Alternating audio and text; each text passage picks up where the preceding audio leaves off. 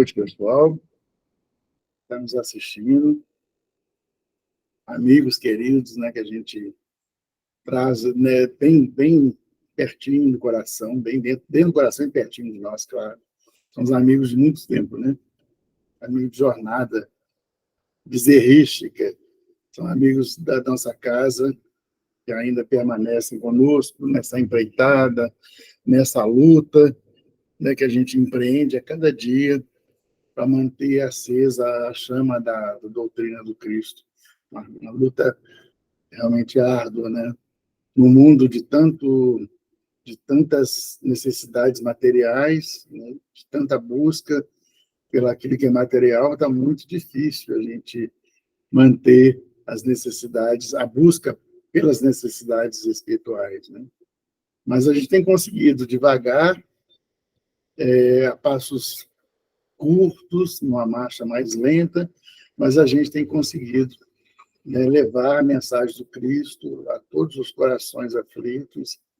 E dessa forma a gente tem conseguido, né, êxito na divulgação da doutrina do Cristo e, claro, da doutrina espírita, que é a doutrina do Cristo, né? Então, a gente, mesmo devagar, mesmo cautelosamente, né, e contendo muitas vezes a expectativa que a gente traz, né, a vontade que a gente tem de falar do Cristo, porque nós já conhecemos, porque nós já sentimos o Cristo em nós, já por muitos anos do trabalho dessa doutrina.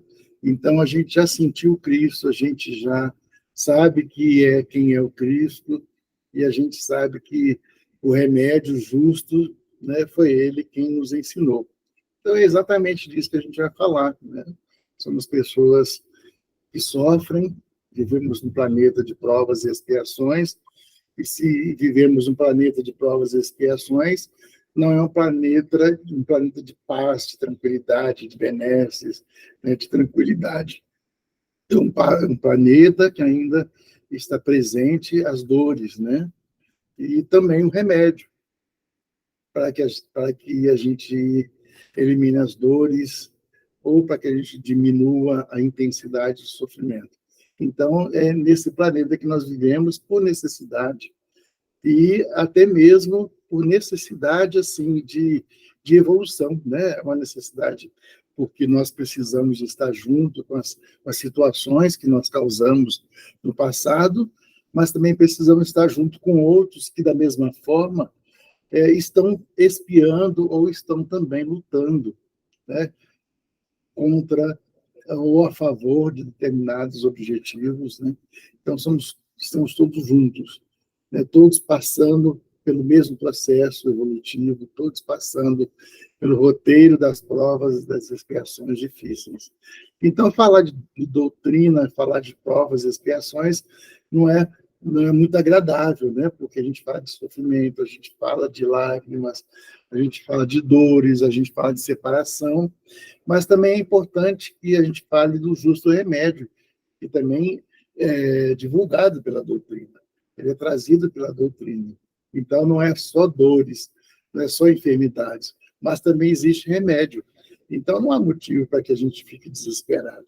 Se hoje estamos acometidos de dores, se nós trazemos na nossa intimidade muitas dores, muito sofrimento, há de se pensar também que tem-se o justo remédio. E vamos descobrir esse justo remédio, né? Nessa mensagem de Emmanuel. É isso que ele vai falar, né? A respeito dessa quantidade de pessoas, né, que trazem dores, sofrimentos, inquietações, aflições, e que chegam à casa espírita. Né? Nós sabemos o quanto, né, de pessoas chegam nas nossas casas espíritas e trazendo consigo muitas dores e muitas aflições e buscando remédio, né? E é isso que o Emmanuel vai trazer muito sabiamente nessa mensagem que ele escreveu através do Chico, chamada de O Justo Remédio. Mas para falar desse justo remédio, ele embasou o seu comentário, né, esse trabalho, em cima desse texto do Paulo, né? É da primeira carta do Paulo aos Tessalonicenses, no capítulo 4, versículo 9. Tessalonicenses, porque eram os habitantes de uma cidade chamada Tessalônia, na região da Grécia, né? Então, Paulo está afastado, Paulo está em Roma, e ele quer, né, manter coeso o grupo de cristãos que se formou em Tessalônica, mas ele está em Roma. Então, qual é o meio que ele usava para manter aquela turma ativa, todos envolvidos naquela verdade do Cristo, mantendo o seu grupo de trabalho, né? Mantendo aquele grupo coeso, mantendo aquele calor cristão entre eles. Então, Paulo vai escrever algumas cartas, e essa é a primeira carta dele aos Tessalonicenses. E ele vai dizer, essa carta é longa, né? A gente pode pegar lá no Novo Testamento que a gente vai ver a carta completa. Isso daí é só um item, é só uma parte da carta que ele escreve aos Tessalonicenses. E vai dizer o seguinte, olha, quanto, porém, a caridade fraternal, não necessitais que vos escreva, porque já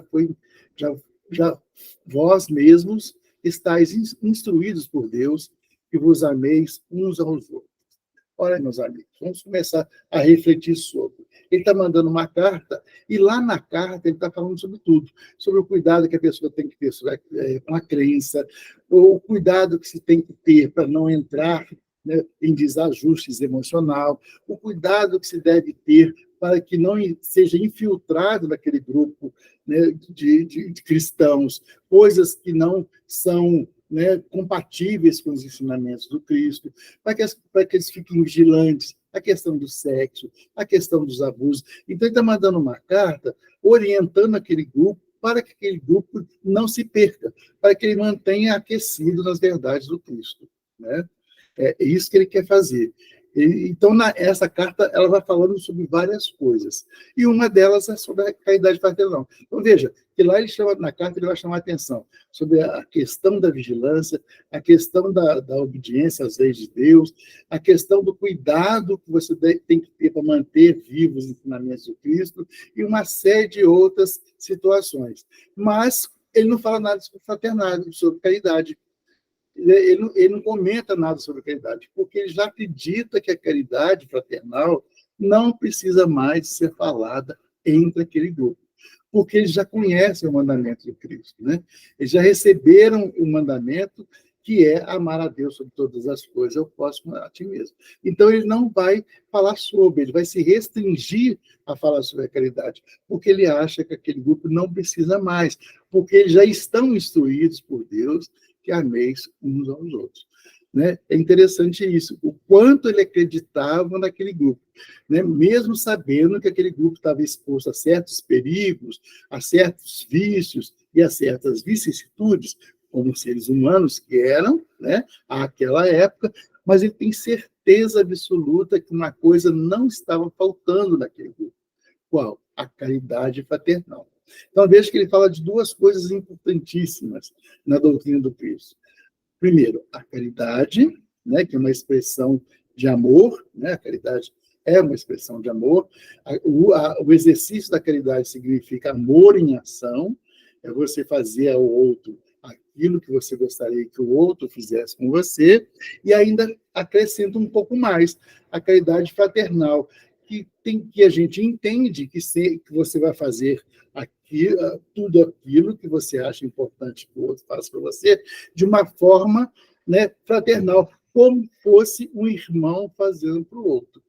Né? É isso que ele está dizendo, que aquele grupo haja, né, da mesma forma que agiria um grupo de uma família, onde os irmãos auxiliassem os próprios irmãos. Isso é caridade fraternal. Né? É esse ponto que a gente vai trabalhar nessa mensagem do Emmanuel. A caridade, que é uma expressão de amor, mas uma expressão de amor ao irmão. Né? A caridade fraternal. E é isso que nós precisamos de compreender na doutrina do Cristo. Né? Quando Cristo nos conclama, nos convida ao trabalho, e diz, olha, a base do trabalho que eu vos convido a fazer é amar uns aos outros. Porque se a gente não amar aqueles que estão junto conosco, como que a gente vai desenvolver algum trabalho? Isso a gente vê na própria família, né? Se não há uma harmonização na família, se não há um ponto comum àqueles que coabitam no mesmo lugar, fica difícil você desenvolver um projeto, né? Porque se tem só opiniões contrárias, se não há uma predisposição a fazer algo em benefício de todos, então a coisa não funciona, não é? Então é isso que ele está dizendo. Mantém a caridade fraternal, porque as outras coisas, cada um vai se defender, né? Muito bem. Então, esse é o texto do Emmanuel. Então, esse é o texto do Paulo. E o Emmanuel, então, vai desenvolver falando assim, olha. Não, aliás, isso aqui ainda não é o Emmanuel. Aqui é o que nós vamos aprender sobre fraternidade. A gente se lembra, meus irmãos, que a base de todas as coisas, né, é a fraternidade. Então, olha esse texto que foi tirado do Livro dos Espíritos e de algumas outras literaturas, e que fazem referência a essa questão 886 do Livro dos Espíritos. Olha, a fraternidade universal designa a boa relação entre os homens. Foi aquilo que nós falamos, né? A caridade fraternal. É o laço de união entre os homens, fundado no respeito pela dignidade da pessoa humana e na igualdade de direitos entre todos os seres humanos. A fraternidade significa devotamento, abnegação, tolerância, benevolência e indulgência. É o verdadeiro sentido da palavra caridade, como a entendia Jesus, né?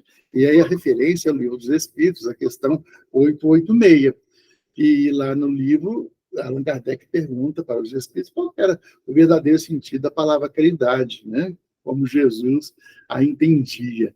E ele vai dizer, ó, benevolência, indulgência e perdão. E veja que todos esses componentes, benevolência, indulgência, o perdão que não está aqui, o devotamento e a abnegação, fazem parte, né, intensa e importante dentro da fraternidade. Por isso, a fraternidade é a base de tudo, né? Se ela não existir nas relações entre os homens, nada vai acontecer, né, de importante. Ela precisa estar na base, né? É a base da fraternidade. A gente sempre lembra da Revolução Francesa, e a gente não cansa de comentar isso, né? E na Revolução Francesa, ao final do século XVIII, tinha como lema liberdade, igualdade e fraternidade, né? Era o lema da Revolução Francesa. Era uma proposta que os pensadores franceses traziam para transformar a França num país mais justo, né? Um país mais fraterno, um país mais igualitário, um país que tivesse a liberdade, né? Então, esse era o lema da Revolução Francesa: fraternidade, liberdade e igualdade. E a gente sabe, né, quem estuda história sabe, que foi um fiasco a Revolução Francesa. Ela não conseguiu avançar, né? Ela foi um desastre por completo. Não deu certo. O projeto de liberdade, fraternidade e igualdade não deu certo na França. E, pelo contrário, a França entrou num outro processo, num outro patamar. Ela se tornou uma França do terror, né? Ela, ao invés de ser fraterna, ao invés de ser igualitária e oferecer liberdade à população, ela criou uma era do terror, né? Onde se cortavam cabeças, onde era um terror, realmente. Mas aí se pergunta, por que não deu certo essa proposta da Revolução Francesa, né? De fraternidade, de igualdade, de liberdade? Então, os historiadores e os espíritos nos falam, não deu certo porque nesse triozinho aí, né, faltou uma coisa que era a base, faltou a fraternidade. Então, sem a fraternidade, não tem liberdade e não tem igualdade, né? Como que você dá a liberdade a alguém? Quando você desenvolve com esse alguém o sentimento de fraternidade. Como que você torna o outro igual em direitos a você? Quando você usa de fraternidade para com o outro, né? A fraternidade faz você reconhecer o outro como um sujeito e te leva a respeitar os direitos que ele tem enquanto sujeito, né? E o sentimento de igualdade também. Todos somos iguais perante Deus. Então, veja que a fraternidade é exatamente a base de tudo. E se faltar fraternidade, nós ficamos sem a base. E sem a base não existe uma estrutura capaz de sustentar o edifício, né? Então, esse são comentários sobre a fraternidade. Considerado do ponto de vista da sua importância para a realização da felicidade social, veja, a felicidade social, a fraternidade está na primeira linha, ela é a base. Sem ela, não poderiam existir a igualdade nem a liberdade séria. A igualdade decorre da fraternidade, né? A igualdade decorre da fraternidade. E a liberdade é consequência das duas. Isso é fala do Allan Kardec, não obras póstumas. A igualdade decorre da fraternidade e a liberdade é a consequência das duas. Tratar alguém de irmão é tratá-lo de igual para igual. É a fraternidade. É querer quem assim o trate. Para ele, o que para si próprio quereria. Então, esse é um comentário muito interessante e muito aprofundado, né, do Allan Kardec. Né? Ele chega nessa definição. Olha, sem fraternidade não existe igualdade e não existe liberdade. E é muito interessante, né? Olha lá, a igualdade decorre da fraternidade. Então, eu não posso tratar o outro, né, com a igualdade, né, que eu tanto prego, que a gente escuta por aí, nos discursos políticos. Nós precisamos de lutar pela igualdade. É muito interessante o discurso e a gente aplaude, mas na prática não acontece porque não existe a fraternidade envolvida ali. Né? Então, fala-se da igualdade, fala-se em implantação da igualdade, mas não fala-se na construção a partir de uma base que chama-se fraternidade. Então, sem ela, né, o edifício social fica frágil, ele não tem nenhuma estrutura. E é por isso que a gente vê tanto sofrimento, tantas desigualdades ainda no nosso planeta. Né? Falta da fraternidade. Em sua missão de consolador, o Espiritismo recebe milhares. Aí sim, agora, deixa eu só voltar aqui atrás. Tratar alguém de irmão é tratá-lo de igual para igual. Isso é fraternidade. É querer quem assim o trate. Então, é isso aí, né? É fazer ao outro aquilo que eu gostaria que o outro fizesse a mim. Se eu quero receber do outro a fraternidade, eu preciso primeiro de trabalhar a fraternidade com o outro. Eu preciso de dar a outro, de repassar para o outro esse sentimento de fraternidade. E o outro só vai ser fraterno se ele entender o meu sentimento de fraternidade. Né? Porque muitas vezes a gente pode pensar que determinadas ações nossas são ações fraternas, no entanto, não são. Né? Então, para que o outro sinta, né, esse sentimento, precisa realmente de que nós estejamos sentindo essa necessidade, que a gente faça, né, que a gente doe algo real ao nosso irmão, né, para que ele sinta o sentimento de fraternidade e ele também possa exercitá-lo com outras pessoas, né? Quando a gente recebe esse sentimento de fraternidade, seja através dessa ou daquela ação, a gente também fica movido, né, estimulado a fazer o mesmo. Né? Muito bem. Então, vamos pegar agora a mensagem do Emmanuel. Em sua missão de consolador, o Espiritismo recebe milhares de consultas partidas de almas ansiosas que imploram socorro e solução para diversos problemas. É isso que a gente constata nos nossos centros espíritas, nos atendimentos fraternos, nas reuniões de passe, né? Nos momentos de estudo dentro da doutrina. Aqui é um pai que não compreende e que confia-se a sistemas cruéis de educação. Ali é um filho rebelde, ingrato, que foge à beleza do entendimento. Acolá é um amigo fascinado pelas aparências do mundo e que abandona os compromissos com o ideal superior. Além, é um irmão que se nega ao concurso fraterno. Em outra parte, é o cônjuge que deserta do lar. Olha, meus amigos, é uma fala diferenciada, né? Uma fala do Emmanuel e segundo ao tempo que ele escreveu, segundo o tempo que ele escreveu ali. Mas os problemas são os mesmos. Olha lá. É um pai que não compreende os filhos, né? Que não compreende a necessidade que o filho traz. Ele não compreende que o filho é um ser reencarnado, e que ele traz consigo ele traz consigo muitas tendências e traz uma bagagem, traz muitas experiências de outra vida. Então, quando ele chega aqui, quando ele reencarna, o pai não o compreende, né? O pai cria uma expectativa de ter um filho em determinados padrões. E quando o filho chega com outro padrão, uma outra bagagem, o pai não compreende. E ele acredita que isso, né, não corresponde às suas, que não está correspondendo às suas ansiedades, então ele confia o filho aos sistemas cruéis de educação para que atenda às suas expectativas, né? É o que acontece ainda hoje.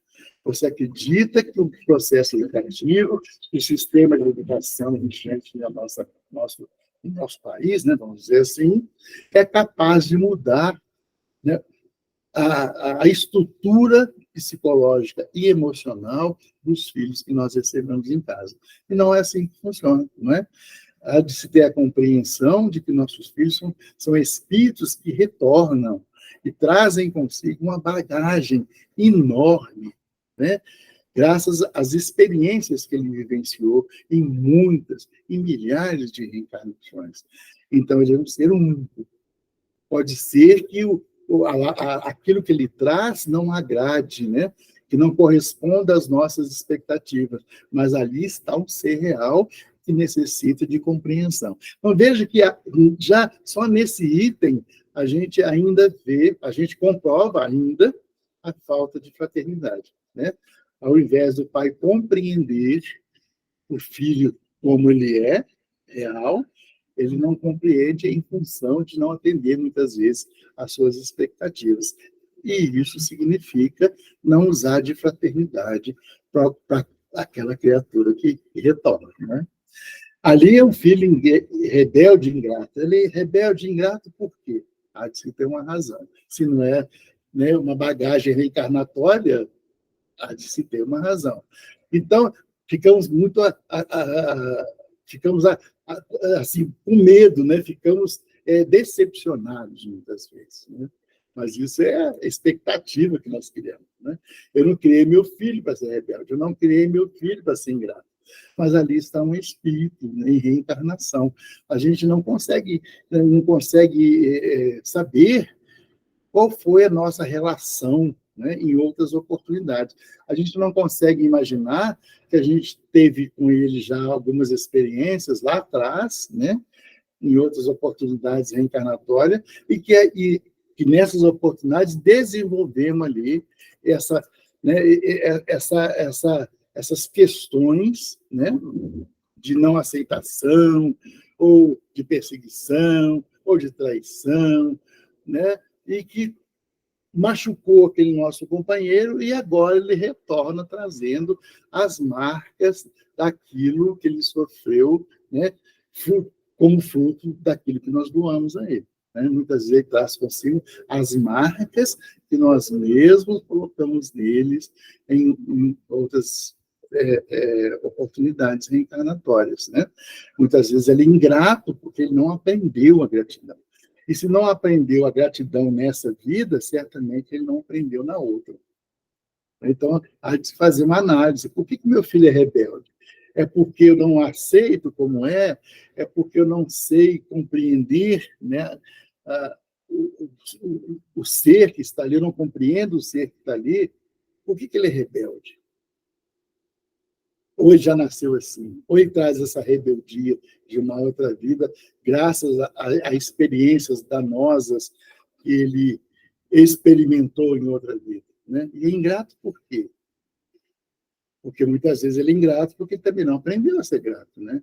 Ele não aprendeu o valor da gratidão, ele não aprendeu a valorizar as ações, né, praticadas pelo outro e que são voltadas para nós. Ele não aprendeu a ser grato. Porque também isso é um sentimento que a gente desenvolve, um sentimento de gratidão. Não é um sentimento nato, né? Ele precisa ser desenvolvido. Assim como a rebeldia, ela é desenvolvida por muitas encarnações, muitas vezes, né? Isso se não é desenvolvida nessa encarnação. Mas o fato é que você tem esse filho ali, você precisa de compreender, né? E a gente muitas vezes não aceita porque ele não está dentro da nossa expectativa, ou não atende o padrão que nós gostaríamos que ele estivesse inserido. E aí muitas vezes traz problema, né? Ele cobre de vergonha a família que o acolheu, né?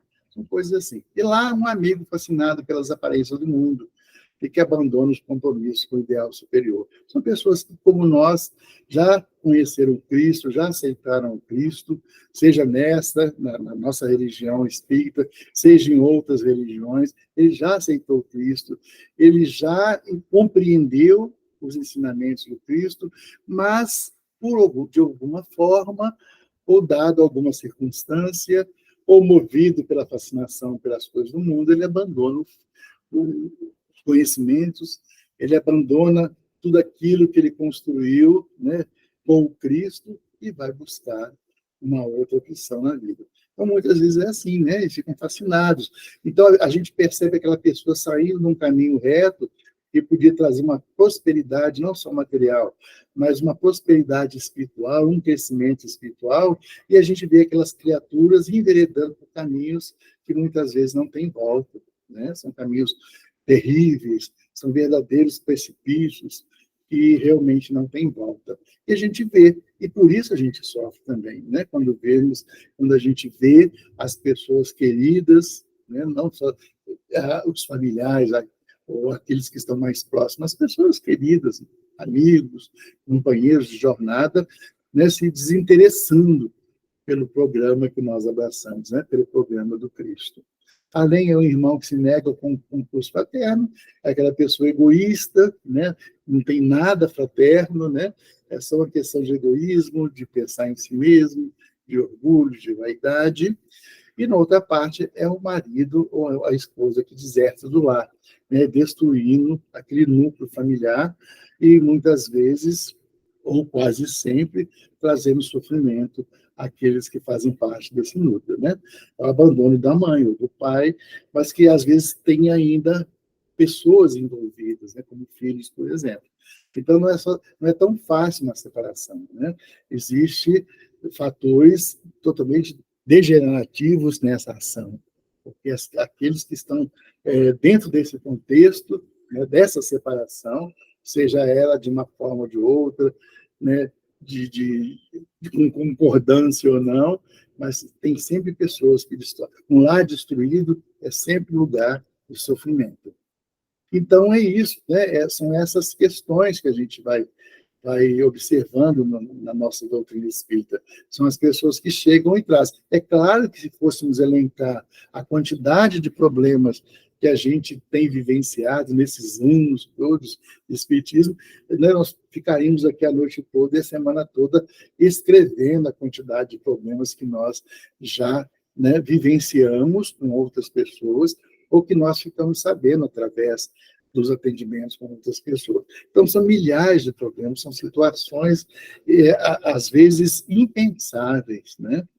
E que revelam o desequilíbrio emocional, a não aceitação de si mesmo, as perseguições, né? As obsessões, as auto-obsessões. Então, são muitas confusões, são muitos problemas que chegam na nossa casa espírita e que não vale a pena enumerar, né? Não vamos elencar essa quantidade de problemas. Basta nós sabermos que todos aqueles que chegam trazem, né, consigo alguma aflição.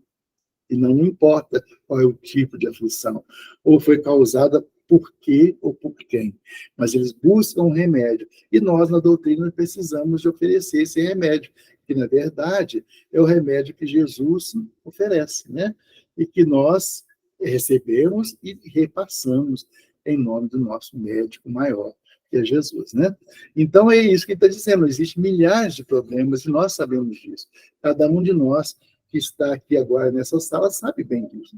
Cada um traz consigo as suas dores, as suas enfermidades, sejam físicas ou psicológicas, ou transtornos, né, transtornos emocionais, transtornos psicológicos, né, dificuldades na emoção, dificuldade no relacionamento, dificuldades em viver em grupo, né, em estabelecer uma relação fraterna com aqueles que estão do nosso lado, e isso aí está acontecendo e vai continuar acontecendo por muito tempo, né? Por muito tempo. Mas diz lá Emmanuel, contudo, que o remédio para essas situações aflitivas já existe, né? Olha lá o que ele diz lá. Contudo, o remédio para a extinção desses velhos enigmas das relações humanas está indicado há séculos nos ensinamentos da Boa Nova. E aí quem souber ganha uma bala, né? É isso aí, olha. Ensinou-nos Jesus: amarás o Senhor teu Deus de todo o teu coração, de toda a tua alma e de todo o teu pensamento. Este é o primeiro grande mandamento. Olha, veja que ele depois, ele fala o primeiro, mas ele continua, olha lá. E o segundo, semelhante a esse: amarás o teu próximo como a ti mesmo. Isso significa dizer que não se pode verdadeiramente amar a Deus sem amar o próximo. Nem amar o próximo sem amar a Deus. Olha que situação difícil, né? Aparentemente é muito fácil você recitar esse mandamento maior, né, de Jesus. E a gente vive fazendo isso, né? Como diz Jesus, o mandamento maior: amarás o Senhor, seu Deus, de todo o coração, de toda a sua alma, de todo o seu pensamento. Veja que aí já não é tão fácil assim. Amar o Senhor, teu Deus, de todo o coração, de toda a tua alma, de todo o teu pensamento. Isso seria a gente estar devotado a Deus, né? Seria a gente louvar a Deus constantemente, amando sobre todas as coisas. Isso é difícil. Porque se a gente não ama, né, o próximo que está do nosso lado e que a gente vê, imagina amar a Deus que a gente não vê. Então, é absolutamente difícil esse primeiro mandamento. Veja, Jesus tinha essa consciência. Olha, esse primeiro mandamento não é fácil, não. Ele não falou isso, mas é muito difícil. Você louvar aquele, né, o Criador de todas as coisas, sem vê-lo, é muito difícil, né? Porque você, para amar a Deus, você precisa de compreender Deus. Você precisa de viver a experiência de Deus. Como é que faz isso, Paulo? Como é que faz isso? Olhando ao seu redor, né? Todas as coisas que estão ao nosso redor. É contemplar a vida, né? A vida que está ao nosso redor. Contemplar esse conjunto de vida que nós estamos inseridos. E aí você vai ver Deus. Pode ser que você não ame como Jesus convida, né, a amar. Mas a gente pode aprender a amar a partir de tudo isso que a gente vê, da vida que está do nosso lado e até na nossa própria vida. Basta olhar a nossa vida, olhar como é que funciona, né, a nossa vida, por que nós estamos aqui, como é que funciona isso, e olhar a vida ao nosso redor. Essa vida que está do nosso lado e que vem nos fortalecendo, né? Ela existe como base para sustentar a nossa vida. Então, quando você consegue compreender que tudo que está do nosso lado, esse conjunto de coisas que está ali para sustentar a nossa vida. Aí você vai lembrar que tem, então, um Criador. Alguém criou isso. Alguém criou esse mecanismo de sustentação que é a vida do nosso planeta. Com todos os seus seres, com a infinitude de seres vivos que fazem parte do nosso planeta. Então, aí a gente reconhece que existe um Criador, existe Deus. E se esse Deus criou todo esse mecanismo, toda essa estrutura para nos dar a vida, a gente entende que ele nos ama. E se ele nos ama, né, nós precisamos de retribuir, pelo menos reconhecendo as suas ações, né, a sua criação. E aí Jesus ainda vai um pouco mais além, quer dizer, já é difícil você amar a Deus sobre todas as coisas. E o segundo, que é semelhante a esse, que já é difícil, né, que é amar o próximo como a ti mesmo. Ora, você vai amar o outro da mesma forma que você se ama. É fazer ao outro aquilo que você gostaria que o outro fizesse a você. Então, se você é incapaz de amar a Deus, que você não conhece, e ainda não consegue se amar como deve, como que você vai amar o seu semelhante? E aí você fala, mas como é que a pessoa se ama? Olha, fazendo para si mesma aquilo que não lhe traga prejuízos. E a gente hoje entende com muito mais clareza que tudo aquilo que eu faço contra o outro volta-se para mim. Tudo aquilo que eu faço de mal para o outro, volta-se para mim. Todo mal que eu desejo para o outro, todo mal que eu faço, tudo aquilo que contradiz a lei de Deus, né? Eu respeito pela vida, respeito pelo outro, tudo isso vai se tornar veneno para mim mesmo. Olha, se eu não quero receber esse veneno tóxico, né? Eu não quero me tornar uma pessoa dependente desse sofrimento que o veneno tóxico traz para mim. Então, eu vou me resguardar. Se eu sei que fazer o mal, né, fazer o mal, terei como efeito o mal para mim mesmo, então não vou praticar o mal. Né? Então, sabendo disso, eu não pratico mal contra nada e contra ninguém, principalmente contra o meu próximo. Porque eu me resguardo, eu me amo, eu não quero que aconteça comigo nada de mim. Então, comece a fazer o bem, esse é o mandamento. Né? Não basta você evitar de fazer o mal. Nós temos que evitar de fazer o mal, essa é a lei, evitar de praticar o mal e ainda fazer o bem. Então, não é como algumas pessoas que falam assim, mas eu não faço mal para ninguém. E a gente pergunta, mas você faz o bem? Não. Pois é, não é assim. É não fazer o mal e ainda fazer o bem.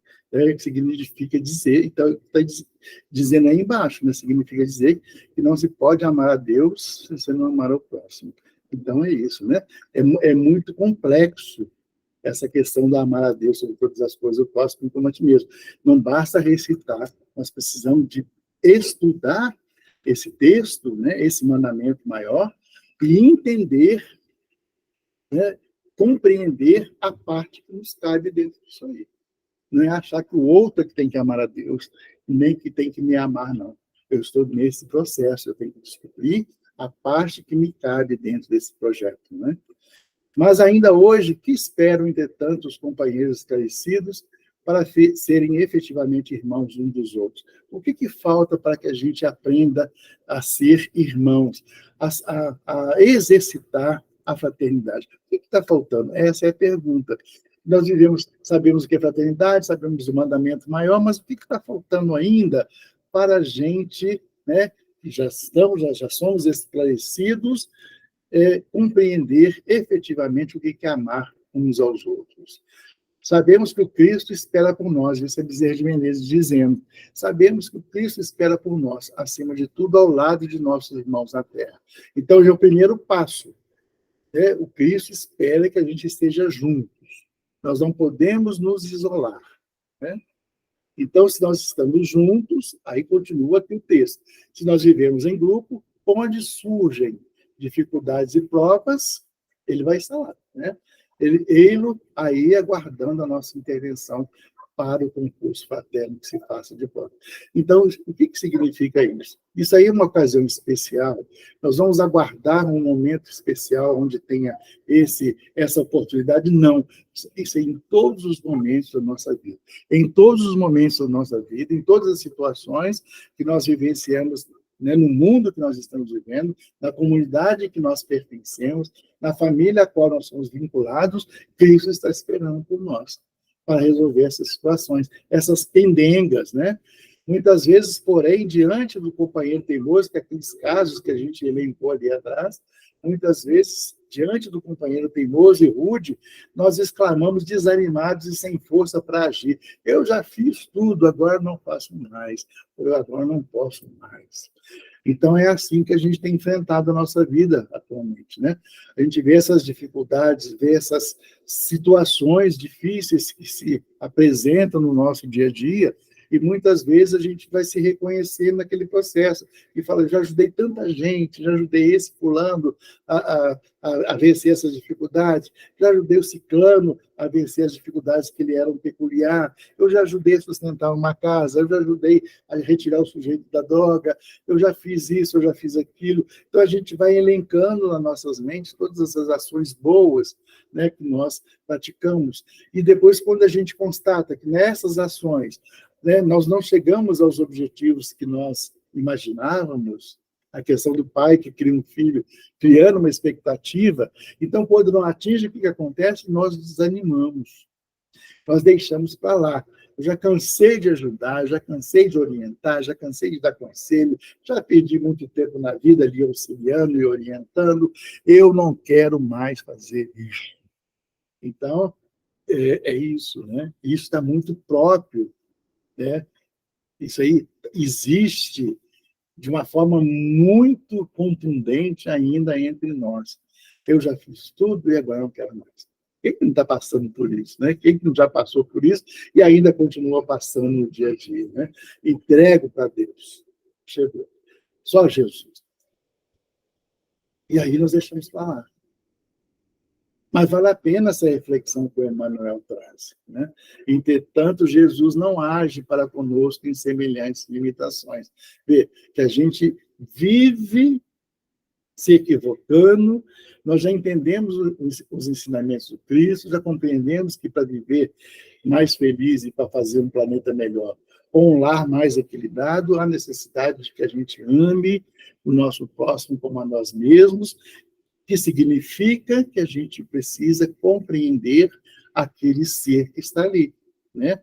Nós não podemos fazer com que ele haja da mesma forma que eu ajo, né? Eu não posso exigir que o outro seja como eu, ou exigir que o outro esteja no patamar que eu acho ideal que ele esteja. Não é assim que funciona, né?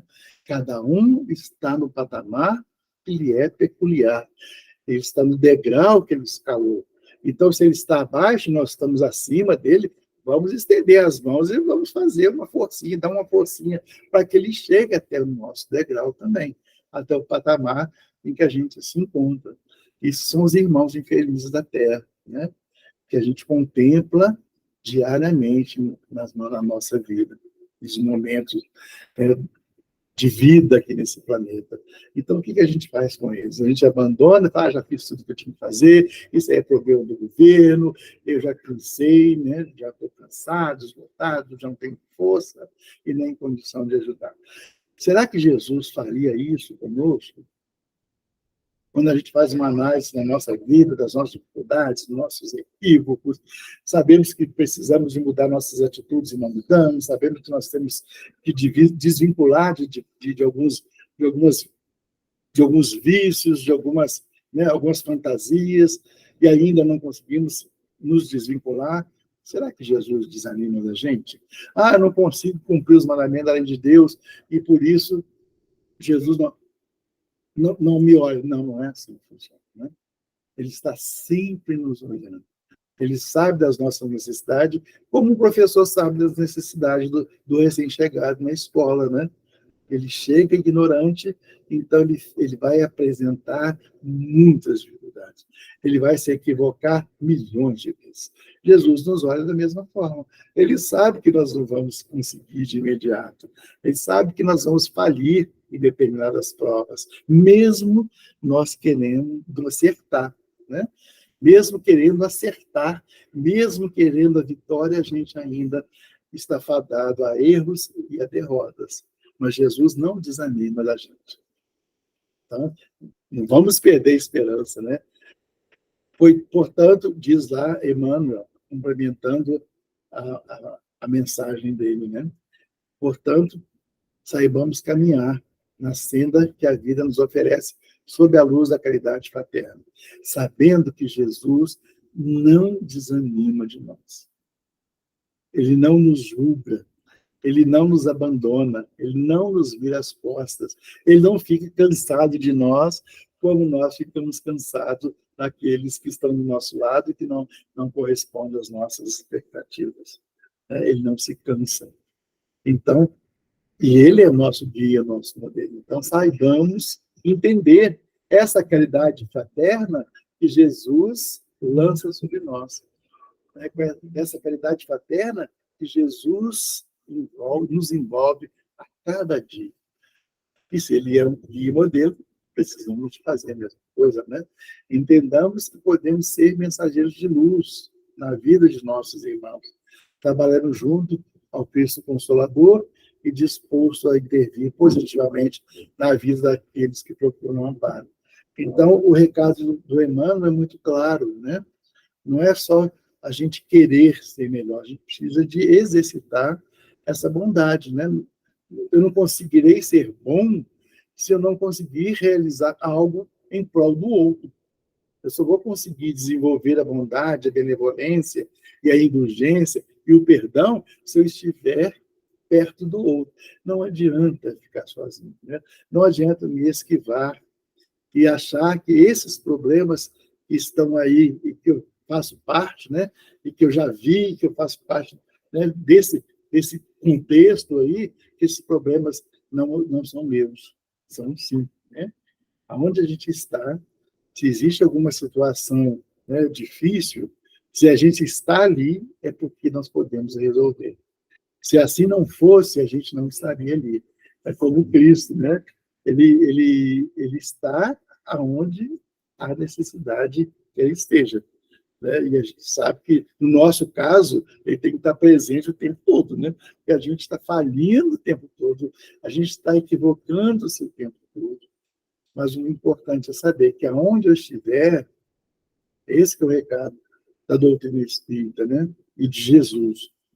Aonde eu estiver, eu posso ser luz na vida daqueles que estão ali e que ainda não trazem consigo essa luz, que ainda não estão iluminados bastante para poder iluminar o próprio caminho.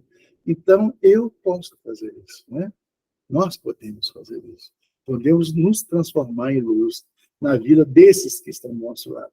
E a gente não está falando de uma comunidade carente, de uma comunidade de vulneráveis, de um grupo, né, que está em uma situação, né, de dificuldades financeiras, aqueles pobres que estão nos lugares, né, da favela. Não estamos falando disso, nós estamos falando de todos aqueles que estão do nosso lado, porque todos aqueles que estão do nosso lado são tão vulneráveis como nós.